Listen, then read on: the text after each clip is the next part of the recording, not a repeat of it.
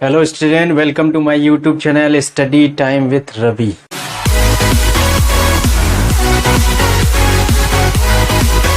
मैं हूं रविकांत पाल। आज एक टॉपिक लेके आया हूं, क्लास 10 के केमिस्ट्री का है हाइड्रोजन आयन सांद्रण तथा पीएच मान, hydrogen ion concentration and pH value. Hydrogen ion सांद्रता को ग्राम आयन प्रति लीटर या मोल प्रति लीटर में व्यक्त किया जाता है। हाइड्रोजन आयन की सांद्रता 1 से लेके 10⁻⁻14 मोल प्रति लीटर होती है। 1 से लेके 10⁻14 मोल प्रति लीटर।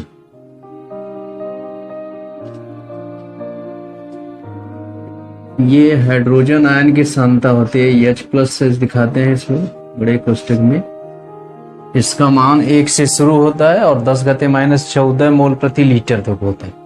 ऐसा क्यों होता है? क्योंकि हम लोग जानते हैं जल का आयनिक गुणनफल H+ गुणे OH-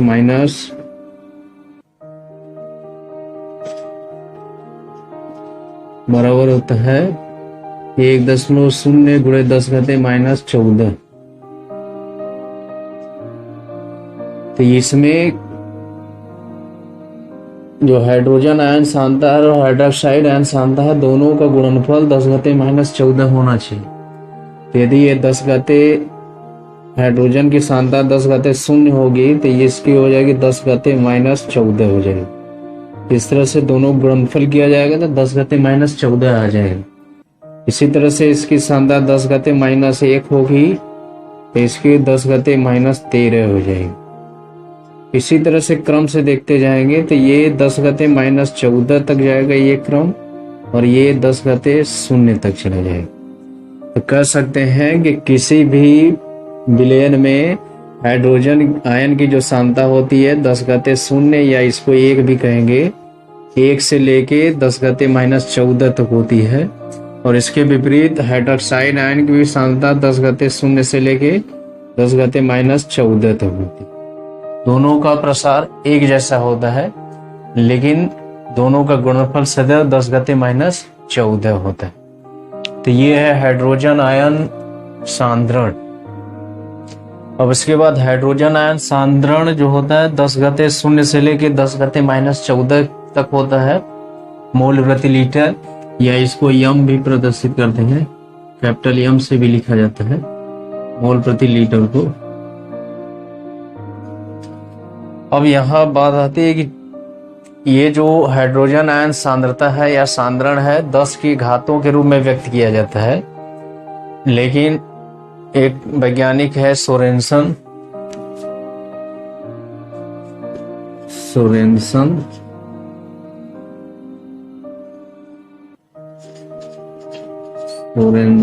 इन्होंने सन 1909 में एक हाइड्रोजन आयन सांद्रण को अधिक सुविधाजनक रूप में प्रदर्शित करने के लिए एक पद्धति का प्रयोग किया, जिसे हम लोग पीएच पद्धति या पीएच मापक्रम कहा जाता है।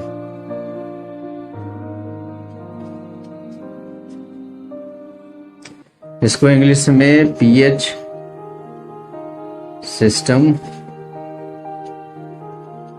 या इसको बोलते हैं पीएच स्केल बोला जाता है। इस पद्धति के अनुसार पीएच बराबर होता है -log H+, या इसको लिख सकते हैं log, जब धनात्मक लिखेंगे तो log 1/H+। यही होता है इस पद्धति के अनुसार पीएच मान निकालने का, यही सूत्र होता है। और इसमें कहा जाता है हाइड्रोजन आयन सांद्रण मोल प्रति लीटर। हाइड्रोजन आयन के मोल प्रति लीटर में सांद्रण के ऋणात्मक लघुगणक को पीएच मान कहते हैं। या हाइड्रोजन आयन सांद्रण के मोल प्रति लीटर में सांद्रण के व्युत्क्रम के लघुगणक को उसका पीएच मान कहते हैं। इन दोनों तरह से पीएच मान को परिभाषित कर सकते हैं। अब इस पद्धति के अनुसार हमको ये सुविधा प्राप्त होगी कि जो हाइड्रोजन आयन सांद्रण है या सांद्रता है 10 के घातों में व्यक्त किया जाता है, तो उसके लिए पीएच मान का एक संख्यात्मक मान प्राप्त हो जाएगा, जिसका मान 0 से लेके 14 तक रहेगा या 1 से लेके 14 तक रहेगा। तो ये सुविधा हमको इस पद्धति के अनुसार प्राप्त होती है। जैसे उदाहरण लिया जाए, अब ये जो पीएच पद्धति है इसके अनुसार इसमें और संबंध प्राप्त कर सकते हैं हम लोग कि हाइड्रोजन आयन सांद्रता बराबर निकालना होगा तो लिख सकते हैं 10 घाते माइनस पीएच लिख सकते हैं। यानी पीएच मान ज्ञात रहेगा तो हाइड्रोजन आयन सांद्रता भी ज्ञात कर सकते हैं। अब उदाहरण ले लिया जाए, जैसे हाइड्रोजन आयन सांद्रता का मान यदि 10 घाते माइनस 7 मोल प्रति लीटर है, तब पीएच का मान कितना हो जाएगा, तो इसको हल कर सकते हैं। पीएच बराबर इसमें रखिए चाहे उसमें रखिए, बोलने में रखेंगे तो क्या होगा, log 1/H प्लस, तो H प्लस का मान है 10 घाते माइनस 7, ये ऊपर चला जाएगा, log 10 घाते 7 हो जाएगा। इसका मान निकालेंगे, घात पीछे आ जाएगा, इस तरह से पीएच का मान 7 हो जाएगा। यानी 10 के घात में जितना मान रहेगा उसी का धनात्मक मान पीएच हो जाएगा। अब जैसे हाइड्रोजन आयन सांद्रता का मान है यदि 10 घाते माइनस 12 है, तो उसके लिए पीएच का मान 12 है। तब ये जो पीएच होता है हाइड्रोजन आयन सांद्रता को व्यक्त करता है, लेकिन एक पूर्ण संख्या के रूप में आता है, 10 के घात में नहीं व्यक्त होता है। तो ये है पीएच मान और पीएच पद्धति या पीएच स्केल होता है। अब इसके बाद हाइड्रोजन आयन सांद्रण का उसे पीएच मान पूरा ज्ञात करेंगे कि हाइड्रोजन आयन सांद्रता 10 घाते 0 से लेके 10 घाते माइनस 14 तक उसका प्रसार होता है, तो उसके संगत उसका पीएच मान कितना होगा उसको हम लोग आइए जानते हैं। अब इस सारणी में रखेंगे हाइड्रोजन आयन सांद्रण का मान रखते जाएंगे, पीएच मान उसके संगत पीएच मान का मान लिख लेंगे। जैसे हाइड्रोजन आयन सांद्रण होता है 10 घाते 0 से शुरू होता है, 10 घाते 0 या इसको 1 भी लिखा जाता है, तो इसके लिए पीएच का मान 0 आ जाएगा जब उस फार्मूले में रखेंगे। अब यहाँ फिर इसका मान रखते हैं 10 घाते माइनस 1, तो इसको लिख सकते हैं 0.1 लिख सकते हैं। अब इसके पीएच का मान 1 आ जाएगा। इसी तरह से इसका मान जब रखते हैं 10 घाते माइनस 2, या इसको लिखते हैं 0.01, तब इसका पीएच का मान आ जाता है 2 आ जाता है। इसी तरह से 10 घाते माइनस 3 करेंगे, या इसको 0.001 कहेंगे, तो इसका पीएच का मान आ जाता है 3। फिर इसी तरह से 10 घाते माइनस 4 करेंगे, या इसको 0.001 करेंगे, तो इसमें पीएच का मान 4 आ जाता है। फिर 10 घाते माइनस 5 करेंगे, या इसको लिखेंगे 0.00001, इसके लिए पीएच का मान 5 आ जाएगा। फिर इसका मान रखेंगे 10 घाते माइनस 6, या इसको 0.01 कर देंगे, इसका पीएच का मान 6 हो जाएगा। फिर 10 घाते माइनस 7 करेंगे, या इसको लिखेंगे 0.00001,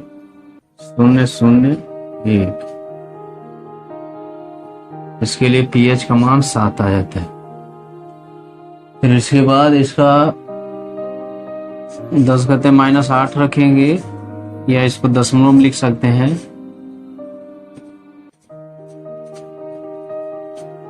इसके लिए पीएच का मान 8 आ जाता है। फिर इसके बाद 10 घाते माइनस 9 रखेंगे, 0.000,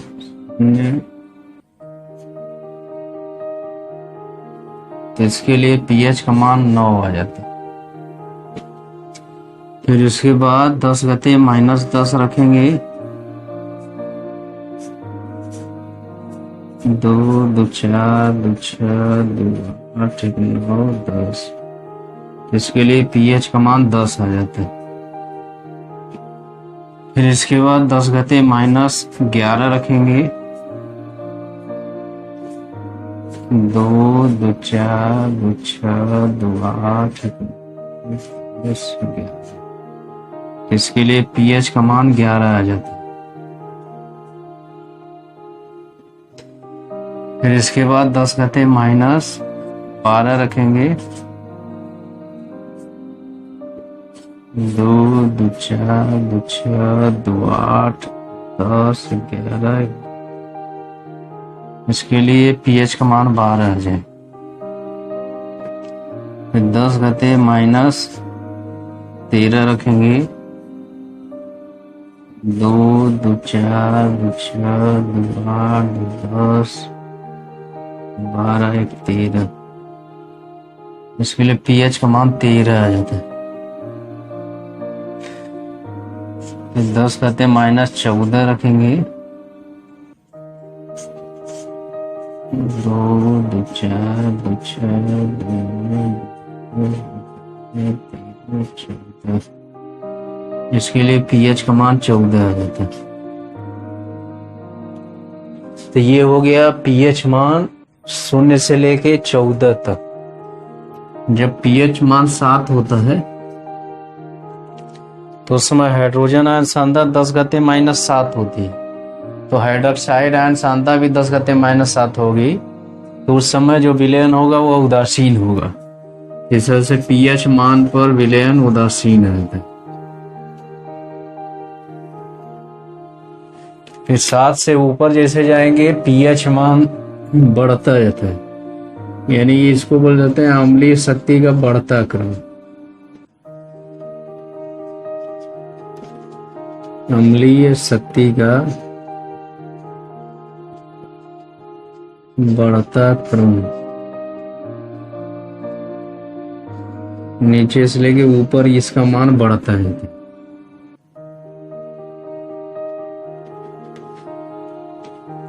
7 से ज्यादा होगा तो वो क्षारीय हो जाएगा, तो उसको कहेंगे क्षारीय शक्ति का बढ़ता क्रम।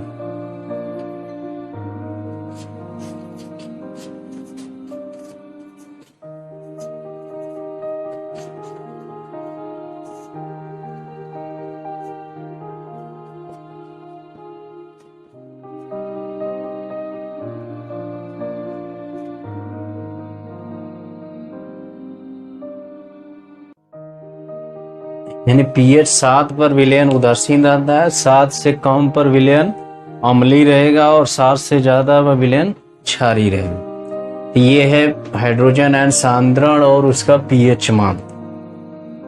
तो किसी भी दिए गए विलयन के लिए यदि pH मान 7 है तो वह विलयन उदासीन रहेगा, 7 से कम है अम्लीय रहेगा, 7 से अधिक है क्षारीय रहेगा।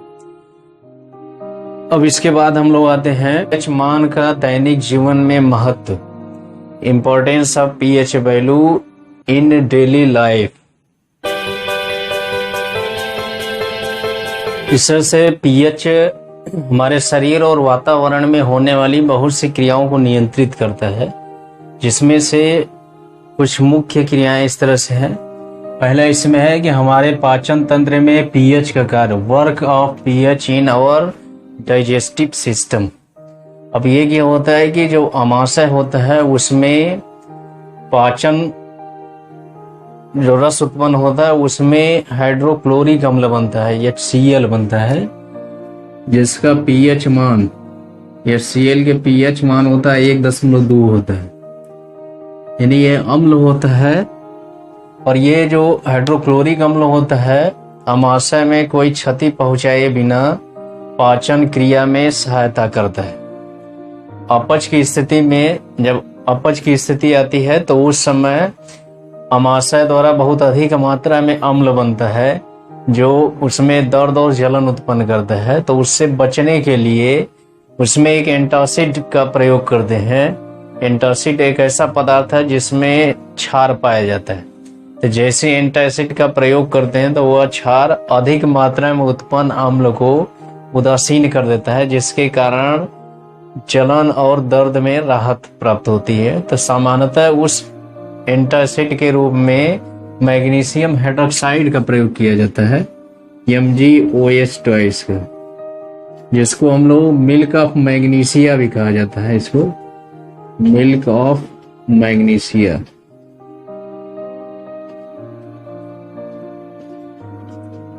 मैग्नीशिया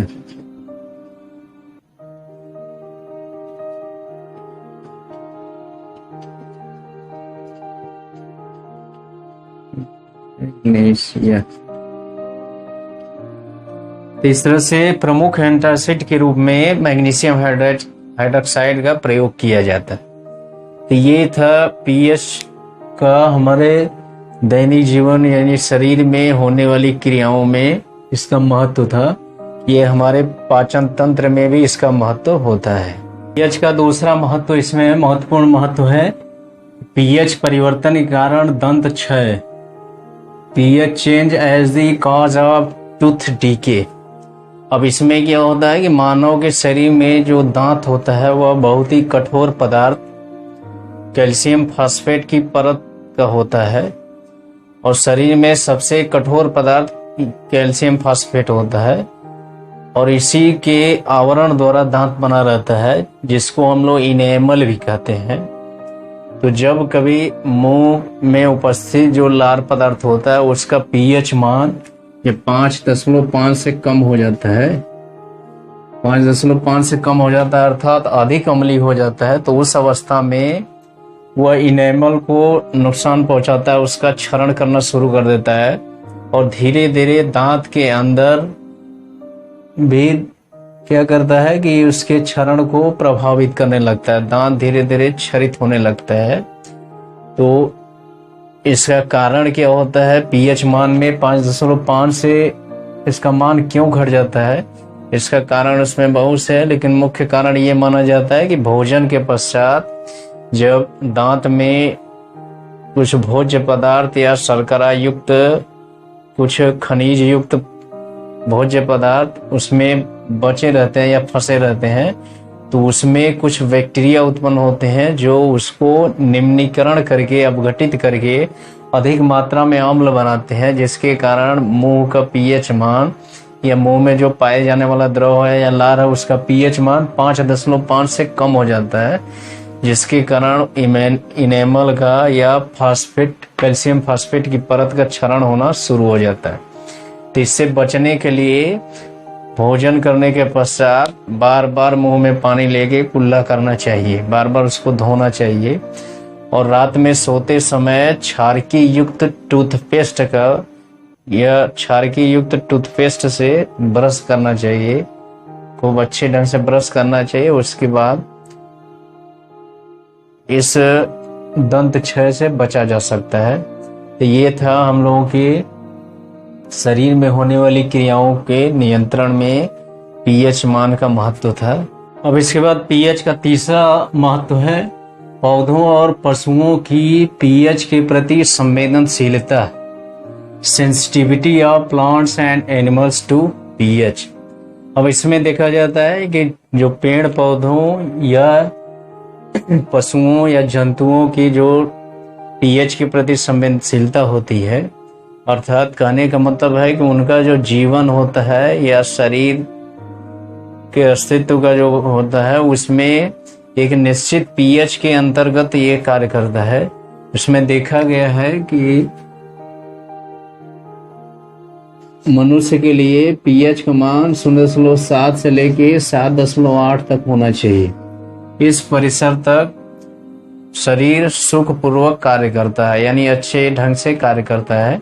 तो ये इसका पीएच मान इतना निर्धारित किया है 7 से लेके 7.8, यानी कहने का मतलब कि इसका पीएच मान 7 से कम नहीं होना चाहिए और न 7.8 से अधिक होना चाहिए। जब भी रहना चाहिए 7 से लेके 7.8 के बीच में होना चाहिए।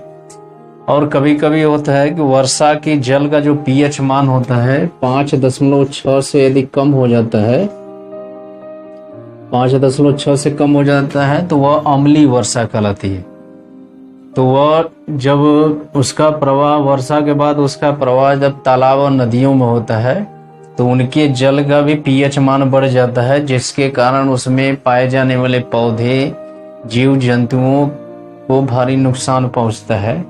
और यही प्रक्रिया यदि लंबे समय तक चलेगी तो उस तरह से नदियों और तालाब के जल का पीएच मान बहुत अधिक बढ़ जाता है, पीएच मान बहुत कम हो जाता है, यानी उसमें अम्लीयता गुण पाए जाने लगता है। तो वहाँ उसमें जीव जंतु या पौधे नष्ट होने के साथ साथ उसमें मरने लगते हैं, उनकी मृत्यु होना शुरू हो जाता है। बाद अंतिम महत्व है पीएच का। चौथा है पौधों व जंतुओं द्वारा अपने शरीर में उत्पन्न रसायनों द्वारा आत्मरक्षा, self defence by plants and animals by chemical produced in their bodies. यानी कुछ पेड़ पौधे और जंतु अपनी स्वयं की रक्षा करने के लिए शत्रुओं के शरीर में कांटे या डंक द्वारा अम्ल का स्राव कर देते हैं, जिसके कारण उनके शरीर में जलन भरे दर्द का अनुभव होता है। इसके कारण उससे होने वाले नुकसान से रक्षा कर पाते हैं। जैसे कि पौधे आता है, विशेष पौधा आता है बिच्छू बटी।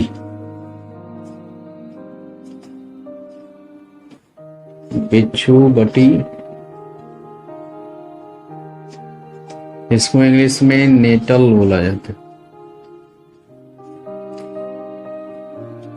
ये इसमें विशेष प्रकार के कांटे पाए जाते हैं, छोटे छोटे नुकीले कांटे पाए जाते हैं। जैसे ही इसको स्पर्श करते हैं ये शरीर में चुभ जाते हैं और उसमें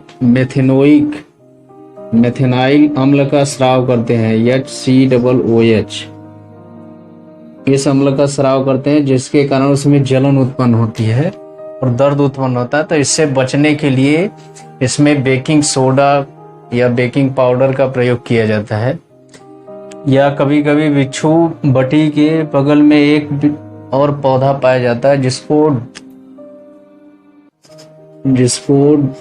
डॉग प्लांट बोला जाता है। इंग्लिश में भी इसको डॉग प्लांट बोलते हैं। इसकी पत्तियों को निचोड़कर उसको महीन रखकर या रसनुमा बनाकर यदि उस कटे हुए या चुभे हुए स्थान पर जहां पर जलन उत्पन्न होता है वहां लगाया जाता है, तो इससे आराम मिलता है।